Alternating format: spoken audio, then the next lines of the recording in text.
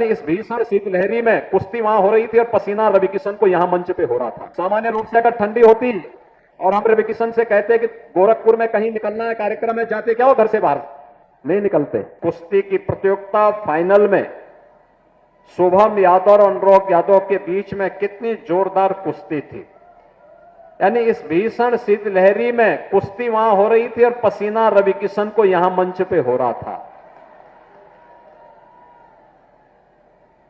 ऐसे ही कबड्डी प्रतियोगिता में मैं देख रहा था, रीजनल स्पोर्ट्स स्टेडियम और नीना थापा के बीच में कितनी अच्छी प्रतिस्पर्धा चल रही थी।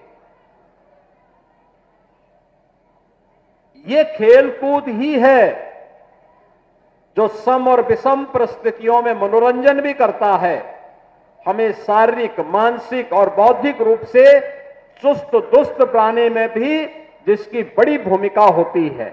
और उसी भूमिका के कारण आप सोचो, ये हजारों लोग यहां पर बैठे हुए हैं, सब बच्चे बैठे हैं। भीषण शीतलहरी को देखते हुए हमने 1 तारीख तक स्कूल बंद कर दिए, 12वीं तक के स्कूल बंद कर दिए। लेकिन मैं जब इन बच्चों का उत्साह देख रहा था यहां पे, तो ये उत्साह देखते हुए बन रहा था कि देखो खेलकूद ने सारी ठंड को दूर कर दिया है। आप बताओ, सामान्य रूप से अगर ठंडी होती और हम रवि किशन से कहते कि गोरखपुर में कहीं निकलना है कार्यक्रम में, जाते क्या हो घर से बाहर? नहीं निकलते। संजय निषाद भी नहीं निकलते। वो तो दोनों की जोड़ी आज मिल गई, कहीं खाने पे मिले होंगे तो वहीं से दोनों साथ साथ चले आए। लेकिन यहां आकर के उनकी ठंड भी आपके खेल प्रतियोगिता को देख करके गायब हो गई और मुझे बहुत अच्छा लगा।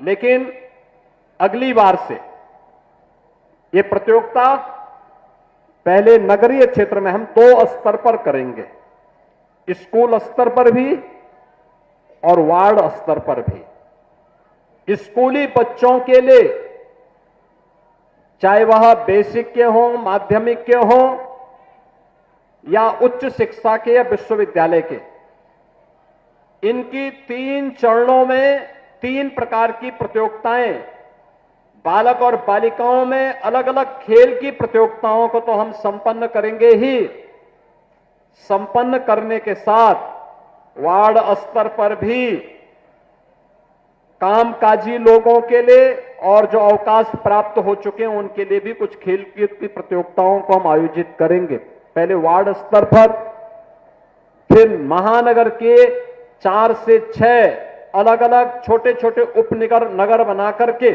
उस स्तर पर, और फिर महानगर स्तर पर इस पूरी प्रतियोगिता को हम आयोजित करेंगे। और उन सभी प्रतिभागी खिलाड़ियों को और पुरस्कार प्राप्त करने वाले खिलाड़ियों को फिर बड़े समारोह में उन्हें सम्मानित करने का काम भी किया जाएगा।